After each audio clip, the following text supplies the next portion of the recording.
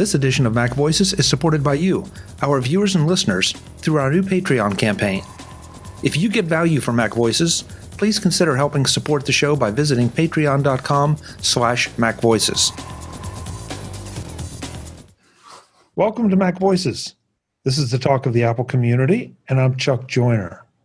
Folks, this one's going to be a fun one, at least for me, because I get to talk to not only an author of a great new book, but also a great friend, Mr. Wally Cherwinski. Wally, welcome. It's good to see you. Hi, Chuck. Great to see you again. Thanks for being here. Yeah. So you didn't tell me, and I don't know if it was a deep, dark secret, but it was definitely a secret as far as I was concerned, that you were working on a book. And the next thing I know, it pops up, and it's like, would you like to look at this book? And it's like, well, okay.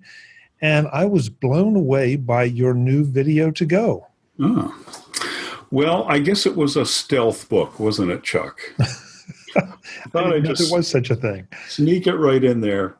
I've been writing, I've been talking about video, I've been teaching classes for a long time, but I've never really had the occasion to put it all down in one place. So this summer I thought, it's now or never. I don't pretend to know everything there is to know about video, but I've learned a few things over the years, and I just wanted to share some of that with other people who aren't professionals, but they can still get a lot of satisfaction from making videos of their own, just by capturing their experiences and their special moments.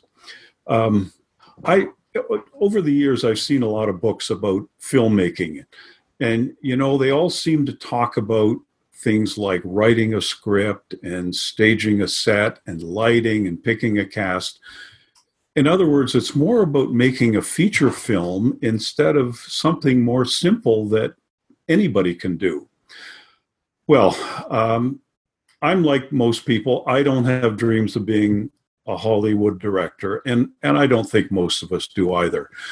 But even so, I think we can all still experience the sheer fun of making videos.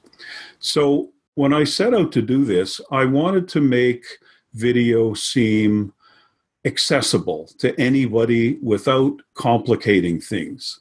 And I tried to do a book that was simple and easy to understand from beginning to end. Plain language, simple tips, practical examples. And, sometimes it's hard to make things simple.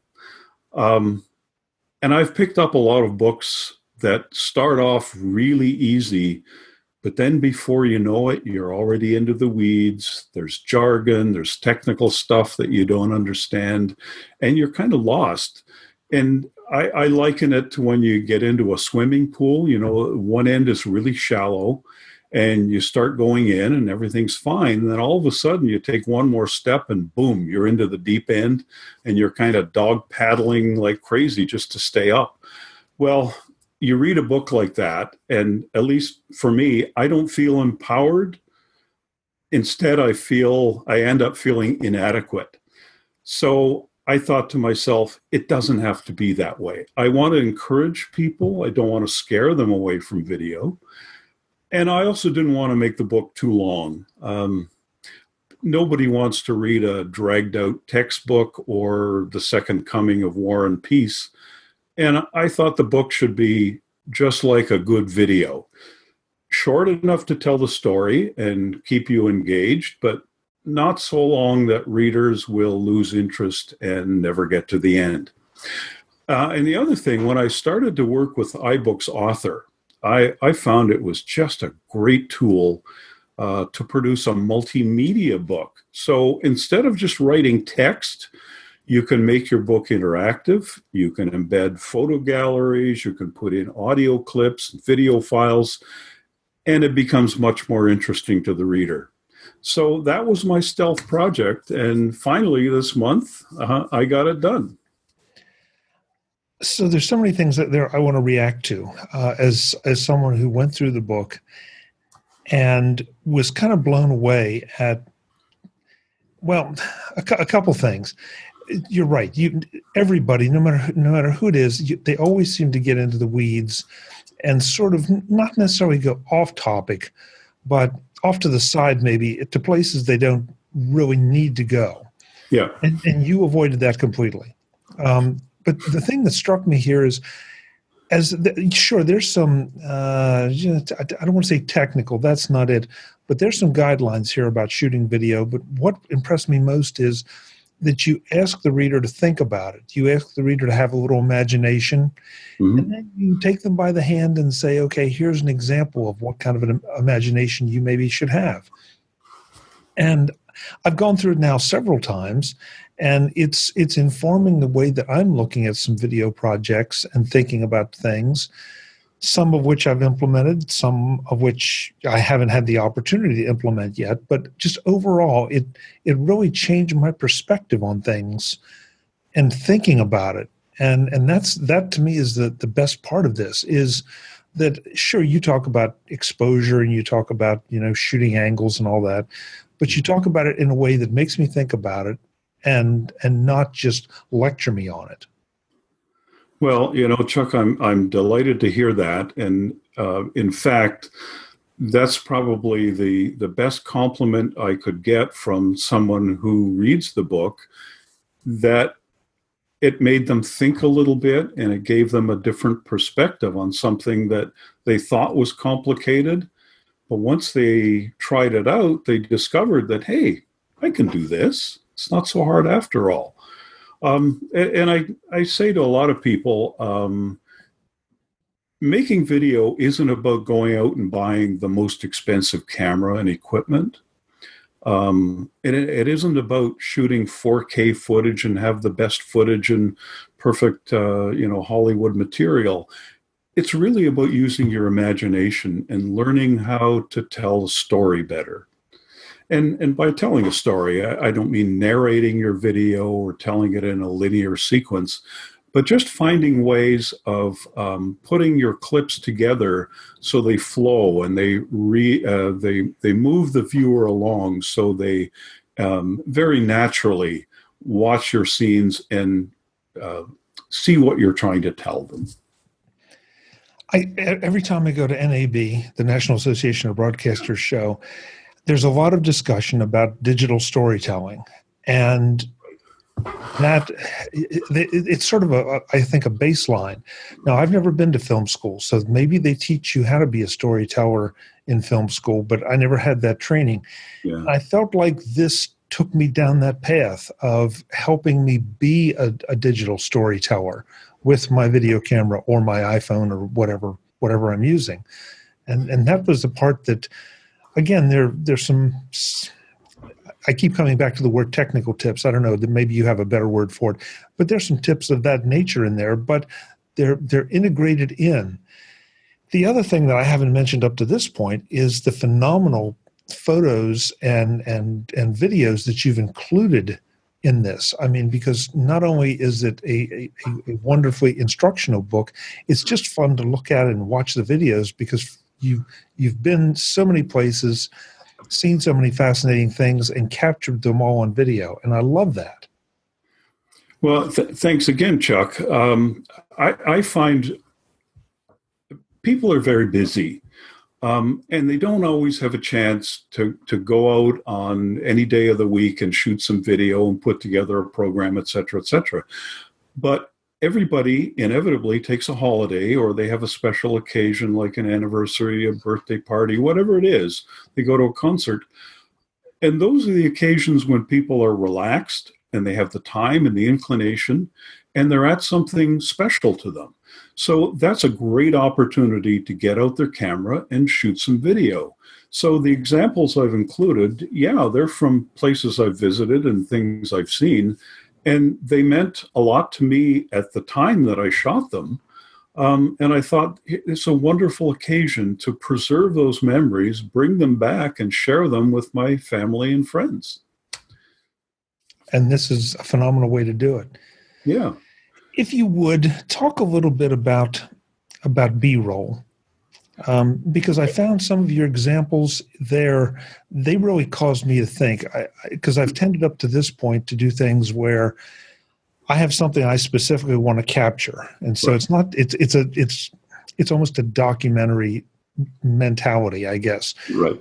But you teach us how to take some of those little artistic tweaks in and throw it in where they would not be out of place in a documentary, Right. and they would be very much in place with a video project I'd like to create for home or my school or my church or my office or whatever. Well, I think B-roll or cutaways, if you want to call them that also, really started in the news business. So imagine an interview, someone's doing an interview and it's on air, and you don't want to use the entire thread of the interview, but you want to use individual pieces of it. Well, if you put them together one after another, you're going to have something called a jump cut. That means the person is talking, they're using their hands, and all of a sudden they're somewhere else and they're using a different hand, and it looks really awkward. So cutaways or B-roll was a great way of putting another clip in between those interview shots to smooth the transition. So you don't see that jump cut or that place where the person on screen jumps from one location to another. Now, you can use B-roll or cutaways for a lot of other things, because when you're shooting something, sure, you're focused on your main subject.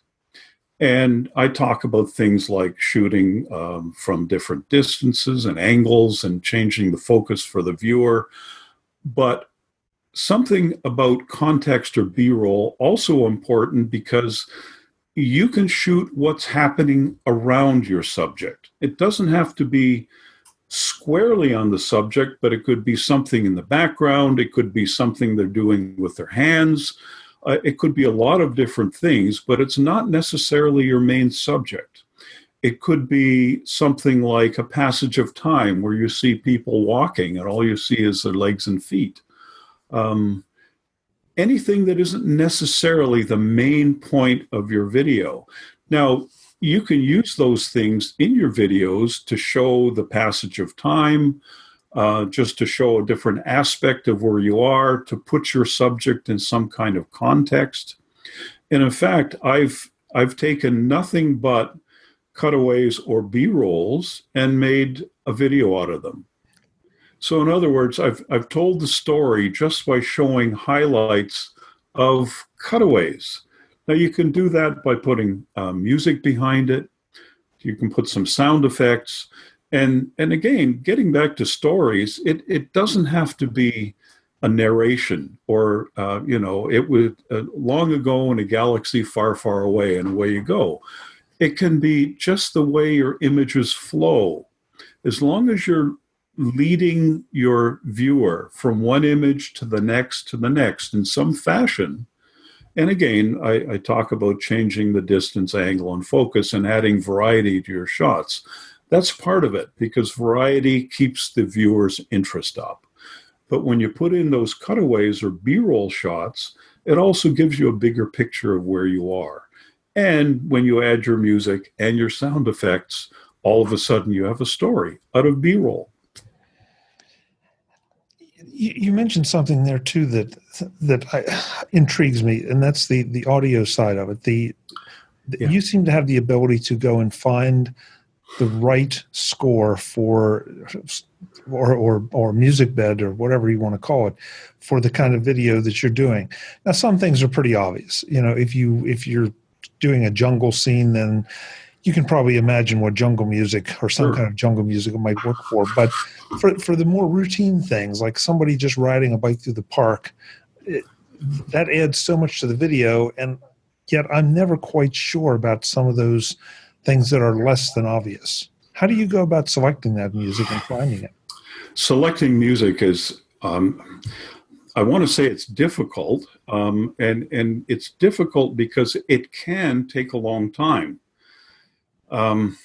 What I often do is I'll put a rough cut of a little video together, so maybe 30 seconds or a minute, and then I'll play it back.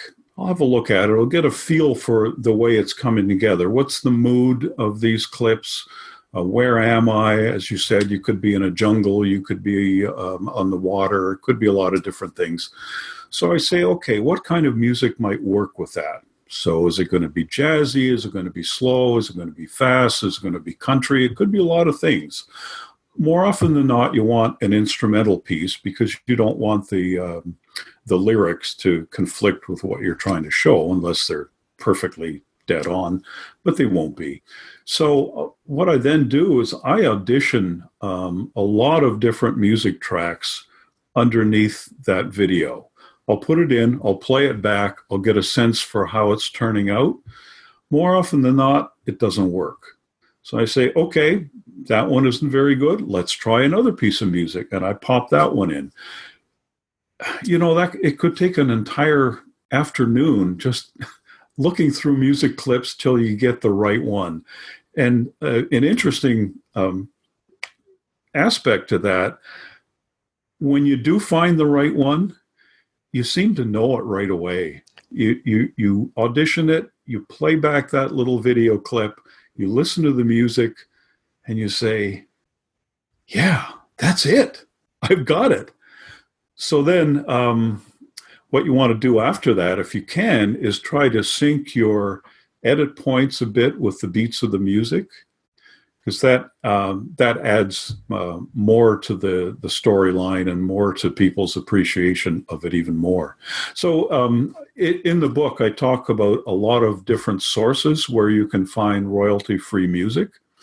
But again, even though they're there, you've got to select some, try them out until you finally find ones that work.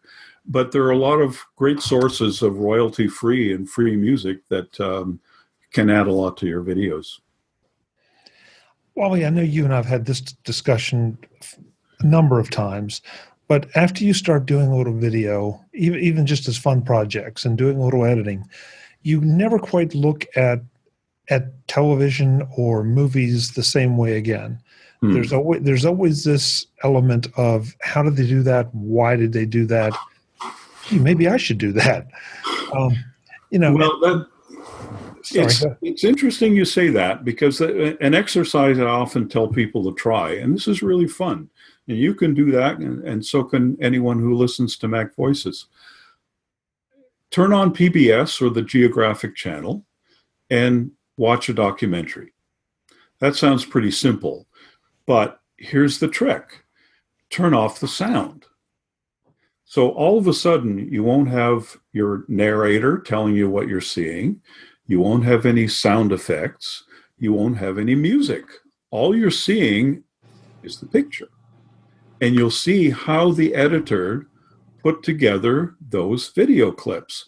And all of a sudden, you'll see things in a different way, because all of those other things I mentioned, the music, the effects, the narration, they smooth your transitions out, they carry the viewer along, and they make watching the video so much easier. But when you take that away, you're down to just the picture, and you can appreciate some of that skill.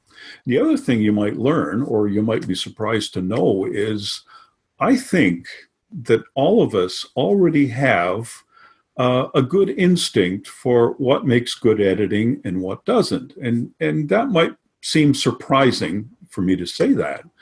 But if you think about it for a minute, I think that we've been watching television shows and movies and cartoons and ads and all those things since we were barely out of diapers.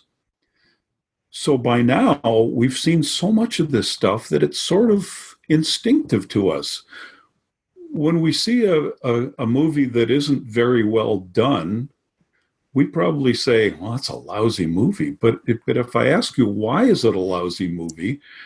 Sometimes you're not quite sure. But it's because our sixth sense is telling us, well, this wasn't edited very well. So it's kind of ingrained in us already. And that's the thing I find with some people. Once they get involved in video, they discover that they can do it, and they kind of surprise themselves. Wow, I did this. How did I do that? Well, you're already partway there, and so is everyone.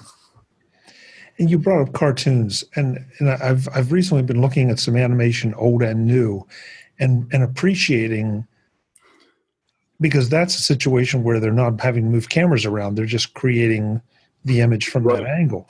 But the Yes, same, telling a story.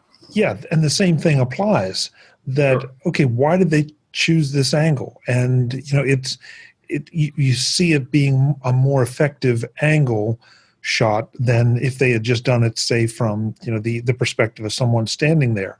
They Right. might do it, from some crazy angle overhead, or, you know, it, or from the ground up or whatever. But the Sure. idea that you are looking at things so much differently, and then you start to apply that to videos and films. And you're right, I hadn't thought about the fact, and I can think of a couple movies that I'm going to have to go back and sort of rewatch them, because they were okay, but they weren't great. And I just wonder now how much the editing had to do with it. Yeah, and again, in the absence of sound, sometimes if you just look at the editing, you can pick up whether it's well done or not particularly well done. Now, you mentioned cartoons and different angles. Well, you and I have talked about multicam often enough in the past, and multicam is where you set up more than one camera and you shoot the same thing from different angles. Well, what I talk about the book is adding a lot of variety to your shots by changing angles. So you don't need several cameras, but if you're just using one camera or your iPhone, it's a good idea to change the angle. Shoot something from one side, the other side, from down below, from up above, go around the other side. Just change the angle and add a lot of variety to your shots. So when you come back and you start editing, you've got so much more material to work with. You've got all of those angles and all of the distances and the B-roll and all that stuff. So you've got a great supply of footage to start from. So when you do your editing, it's just going to make your videos that much more lively and more interesting for the viewer to look at. A lot of people they'll take their iPhone or their camera and they'll sort of aim it like that and they'll start recording and that's it. Then they'll go somewhere else and they'll hold it in the same place and they'll shoot it from the same distance and the same angle. Well, it's all very nice, but when you try to edit those things together, all those shots are going to start to look the same. So again, what you want to do is change that angle. Do all those things. Go in close, come back farther. And again, when you finally go to edit, you're going to have the resources to do it with. And you don't realize what a big difference that makes until you do it and integrate it into a final product. And then it's like, oh yeah, okay, now I get it. And it really does make it visually much more interesting. And the other thing I tell people, and maybe one of the simplest, but one of the most important things, is to shoot a lot. Sounds easy to say. And I just talked about the variety, but it goes hand in hand with shooting more material. So sure, mix up your shots, but then keep on shooting, keep on shooting. The worst feeling, at least for me, when I come home from a trip or something and I bring my footage back and I start to look at it and I start editing. Oh gosh, I wish I had taken that shot. Oh, I missed that one. I forgot to. It's too late. You can't go back to where you were and shoot it all over again. Or even when you're there in the first place, you don't have very long in that particular location or looking at that particular scene.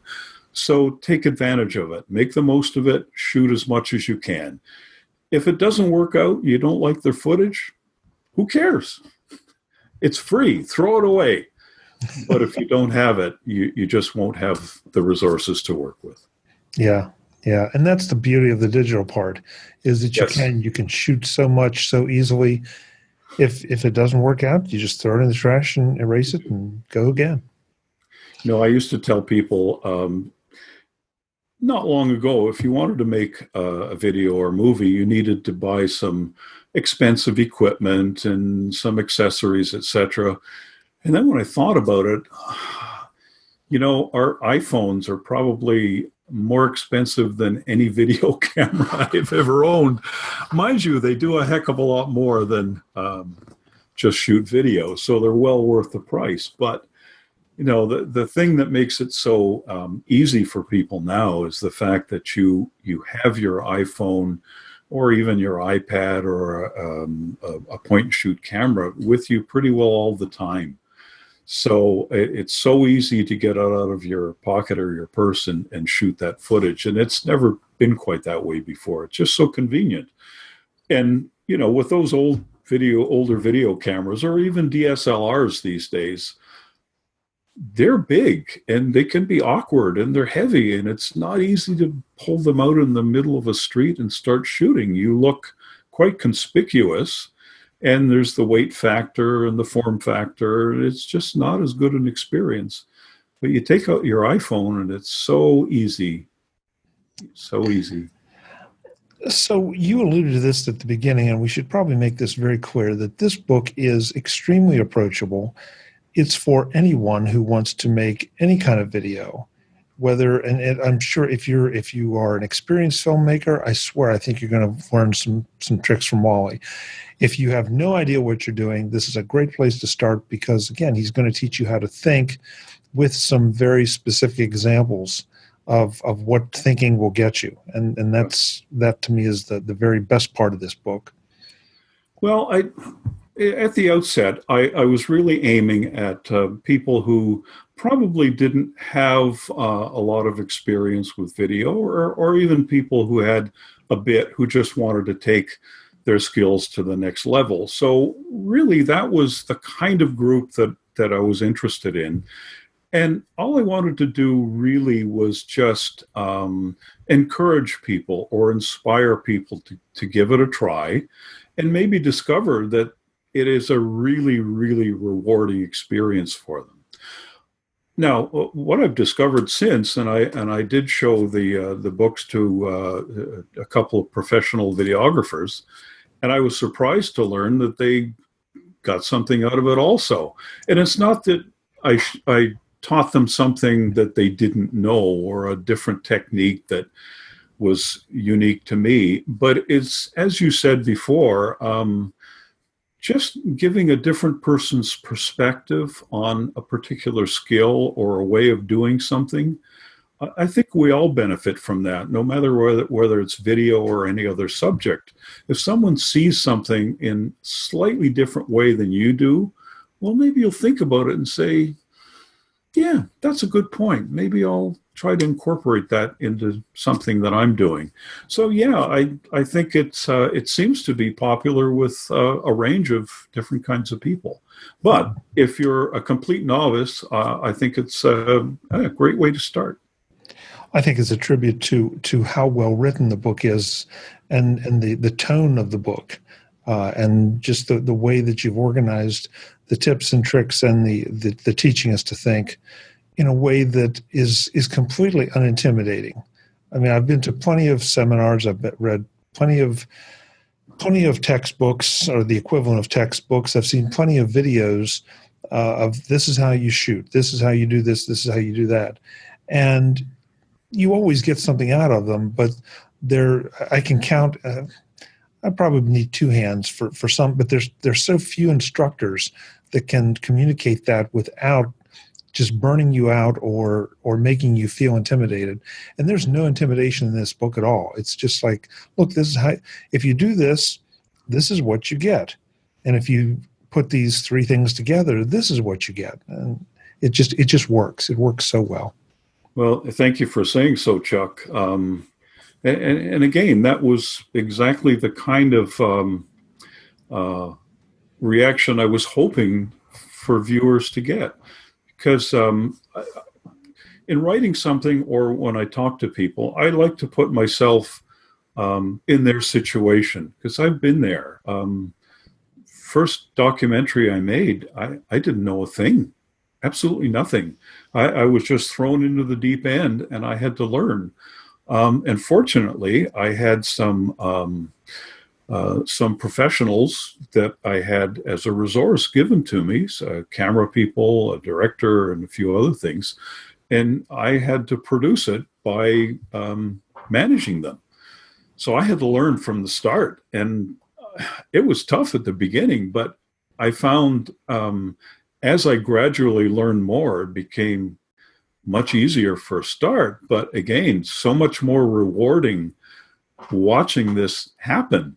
So I've been there and not knowing a whole lot. And if someone can assist even a little bit and point you in the right direction, it's really appreciated. So I try to put myself in people's position. And I also try not to take myself too seriously either. As I say, I don't know all there is to know about video, and I don't pretend to. But if I can help people with a few practical tips and suggestions, I'm delighted. So the book is available right now. And it is, well, I guess now it's no longer an iBook. It's an Apple book, or I don't even know what the current phrase is. It's in the iTunes iTunes store. It is an ebook or an iBook, or they call it a multimedia book, or what's the other term they use for it? A multi-touch book, I think they call it. Oh, okay. Anyway, it's an example of, it's not just electronic, but as I said before, it has picture galleries, it has videos built in, you can put in audio files.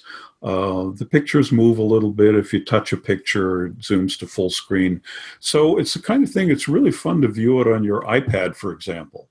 Because if you want to look at one of the example videos, you just press it and it'll zoom to full screen and you can watch it. And at the end, it just goes back into its little position. Same thing with photos. If you want to put a detailed photo of a graph or a chart of analytics or something like that, well, in the book itself, they look pretty small and it's hard to really see what it looks like.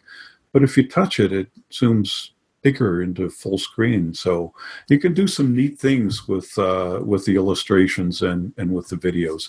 And I tried to choose video examples that really underlined some of the points that I was trying to make. The other fun I really had with this, you probably noticed there's a lot of quotes in that book. And they're quotes from famous people, famous directors and producers in Hollywood. There's quotes from Steve Jobs and Bob Dylan and Jean-Luc Picard and Yogi Berra and a whole lot of people who have said things that I thought were really relevant to making a video. Some of them are directly about music and editing and shooting, but some of them aren't directly related, but it's about the memories and creating something that makes a lasting impression. And I think that's what you've done with the book. That is what video should be. It's preserving those special moments in your life, whether you're traveling, whether it's a family occasion or a social event, preserving them, bringing them back to your computer or your iPad, and producing something that you can share with other people. And years later or months later, you'll look back on those and you'll say, wow, I'm so glad I did that. So how much is the book, Wally? Well, I think I'm going to offer an early bird special very shortly. So it should be up there for less than $20. Great.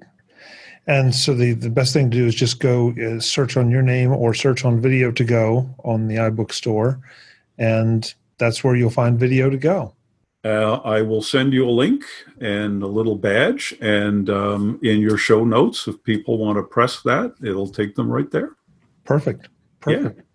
Wally, congratulations. As far as I know, this is your first book, is it not? This is my first book. Well, it's my first book of this kind. Okay. How are you? I've written technical ones, but nobody wants to see those. All right. Point taken. Yeah. Point taken. Well, congratulations. This is an absolutely spectacular effort. Thank you. And next time, whatever your next effort is, come back and talk to us about it then. I would love there to be a next effort, and I would especially love to come back and talk with you again, whether it's about the book or anything else. Always a delight to chat, Chuck. Be careful what you ask for, Wally. All right. It's great to see you. Yeah, cheers. Folks, I'm Chuck Joyner. This is MacVoices. I mean everything I say, and not just because I'm sitting here talking to Wally. This book really opened my eyes and reminded me of some things, taught me some new things, made me want to pick up my iPhone and my iPad and go out and shoot video and do some editing. And I really, really do think it will do the same for you.